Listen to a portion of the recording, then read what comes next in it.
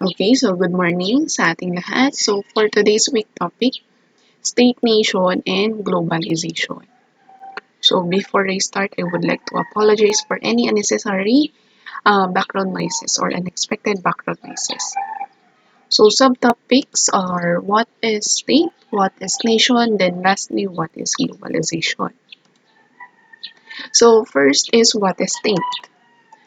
A state is a group of people from a defined territory sharing a similar political organization or government. A state can also mean the organization governing the people. State is a political entity bounded by a territory and headed by a government.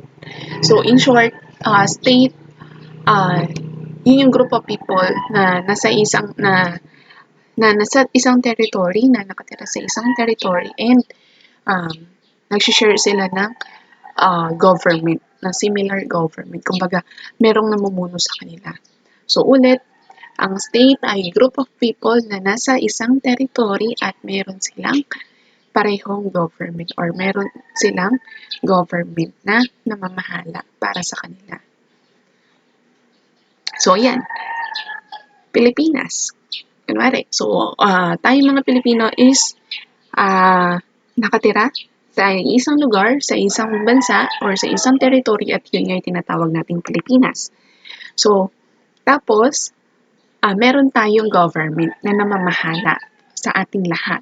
So, may isa tayong government. Meron tayong iisang president, iisang leader na sinusunod. Kaya, ang Philippines ay state din na matatawag.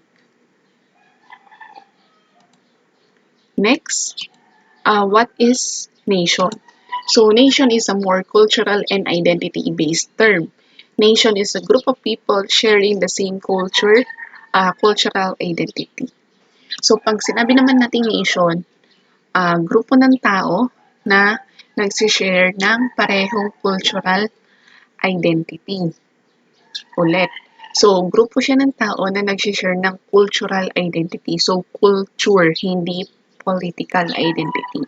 So, culture lang. So, ibig sabihin, walang similar government. Okay? Walang similar political identity. So, culture lang yung nagiging basehan. So, ang Philippines matatawag din ba nating nation? Yes. Kasi,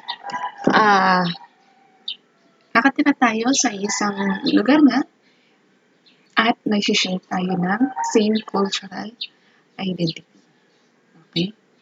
Meron tayong parehong cultural identity na sinasabuhay, na ginagawa. So, pero hindi lahat ng nation ay matatawag nating states. Pero ang lahat ng states matatawag nating nation. Hindi ulit, hindi lahat ng nation matatawag din natin or masasabi natin states din sila.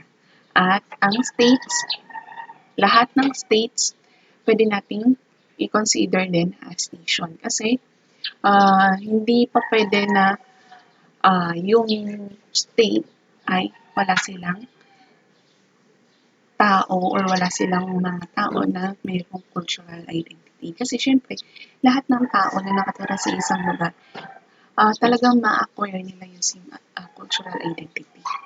Okay? Merong mga lugar talaga na hanggang cultural identity lang. So hanggang nation na sila. Tapos wala na silang, hindi na sila pwedeng itawagin or i-categorize as state. Kasi wala silang similar government na sinusunod. Wala silang political identity. Kumbaga, hindi sila pinamumunuan ng isang government. Kaya, masasabi natin na yung nation ay hindi sa lahat ng pagkakataon pwede silang i-categorize din or ibilang din sa pagiging state. Okay, kasi hindi lahat ng nation merong government. Walang, okay, walang ganon. Okay, wala yung iba. So, meron tayong concept na nation and state. Nation state, kung tawagin. So, nation state generally refers to a political unit with a defined territory, government, and constituents that more or less share the same culture and identity. So, yan, nation state. So, ito yun. Yung sinasabi ko kanina na uh, yung state ay pwede rin natin i-categorize as nation. So, yun yung nation state. Yun yung tawag sa kanya. Kasi, merong political unit na merong political unit or merong government na nag-head or namumuno or namamahala sa group of people na yun at yung group of people na yun merong sinishare na same culture and cultural identity, nation state.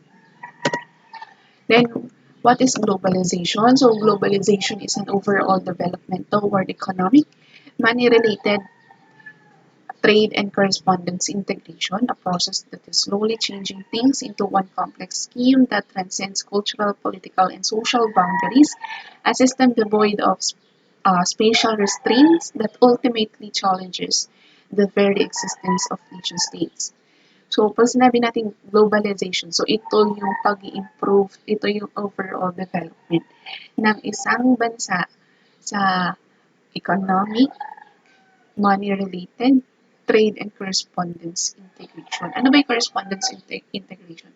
Yan yung may kinalaman sa politics. Okay? So globalization, yun yung pag-i-improve ng isang bansa sa kanilang ekonomiya, sa kanilang uh, palitan, sa kanilang trade, sa kanilang government. Okay? So yun yung pag-i-improve, yun yung pag-develop nila. Kasi syempre, habang tumatagal naman yung panahon, meron at meron nagbabago, meron at merong nag-i-improve. So, ang globalization ay dati pa yan. Bago pa tayo sakupin ng mga Spanish, ng mga Japanese, ng mga Americans, meron na tayong tinatawag na globalization. Bakit? Kasi dati pa lang, tayo mga Pilipino is meron na trade. Meron na tayong kalakalan sa ibang tao. So, yun na yung, nandun na bibilang yung globalization. At unti-unti, nag-improve lang yung trade natin. Diba? Dati kasi ang trade lang natin is yan. Simpleng mga hayop lang, palitan lang ng hayop, palitan lang ng pera, yung mga porselana lang. So, yun yan, yung mga plato-plato, di ba? Yun lang yung kalakalan nun. Tapos, syempre ngayon, iba na yung kalakalan. Talaga malalaki na yung palitan, yung mga import and export ng bawat bansa. So, meron tayong tinatawag na types ng globalization at ito sila. So, una yung financial globalization. So, interconnection of the world's financial systems. Specifically, or example, stock markets. More of a connection between large cities than of nations. Example, what happens in Asian markets affects the North American markets. So, pag sinabi natin financial globalization, ang focus nito is yung finances, yung world's financial system. Ano nga ba yung meron sa stock market? Kumusta na kaya yung palitan? Kumusta na kaya yung market ng Asian? Kumusta yung North American market? So, yan. Siyempre, kapag merong mga connections, maapektuhan yung konektadong market. Halimbawa, yung market natin, yung Asian market. Once na nag-downfall or bumaba yung market natin, maapektuhan din kung sino yung merong connection sa Asian market. Next one, economic globalization.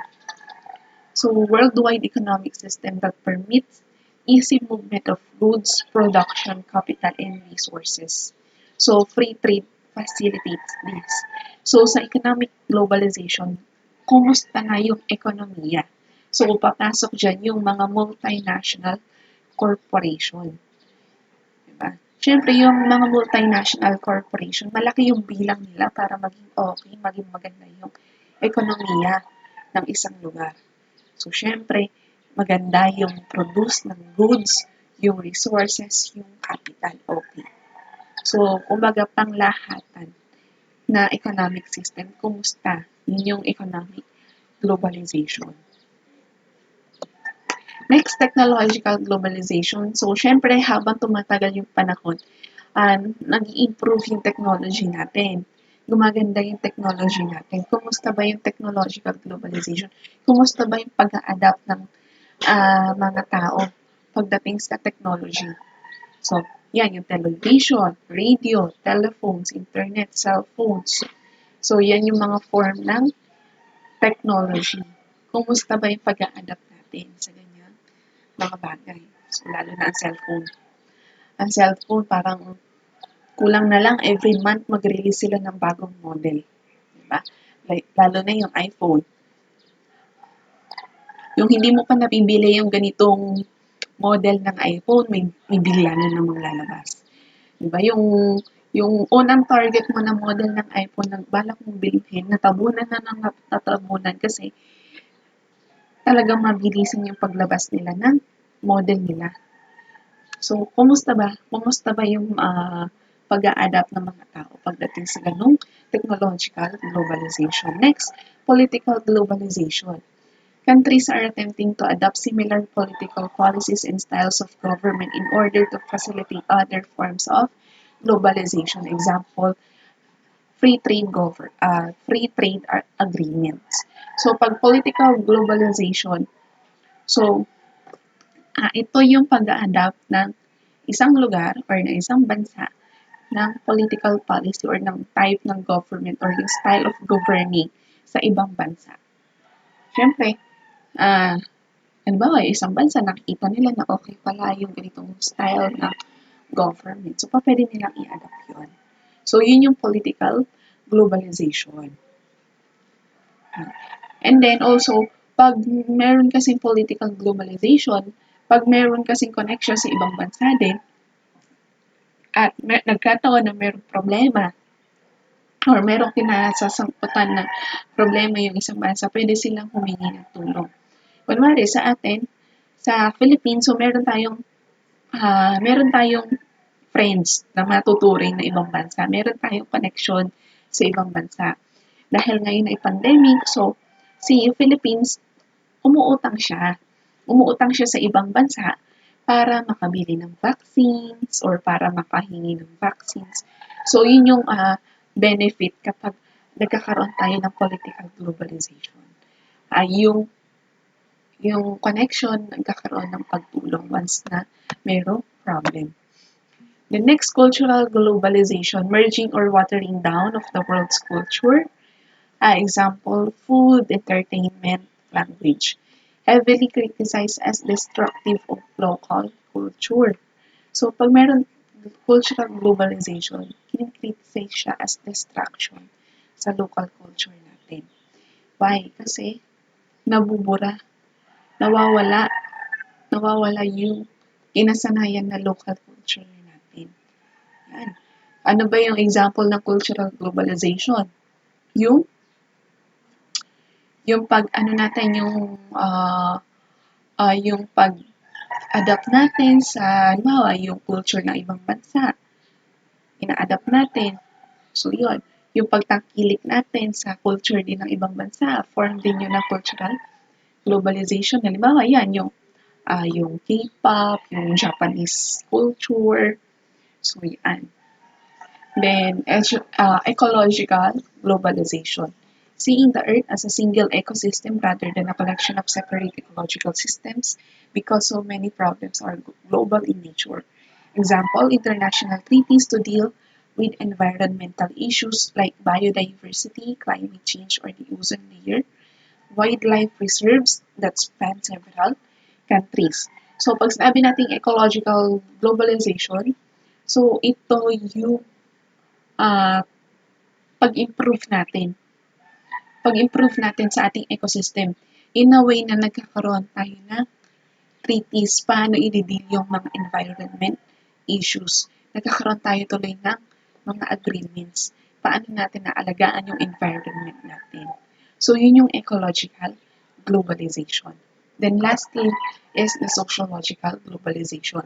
Sociological globalization, a growing belief that we are all global citizens and should all be held to the same standards and have the same rights. Example, the growing international ideas that capital punishment is immoral and that women should have all the same rights as men. So pag sociological globalization, ito yung belief na kailangan same standards, same rights ang meron sa lahat. Ang pinaka-best example niyan is yung women should have all the same rights as men. So, ibig sabihin, uh, women empowerment. Kumbaga, kung ano yung karapatan din ng lalaki, dapat ganun din yung sa babae. So, that's the form of sociological globalization. Okay. Same rights, equality. Okay, so that's all for today's discussion. So again, state, group of people living in a territory headed by a government, nation more on cultural identity. Then globalization is the development in economic, money-related, trade, and correspondence integration. So I do hope meron tayong natutunan for today's discussion. So thank you for lending your ears. Thank you for lending your times. So thank you and have a nice day. God bless us all.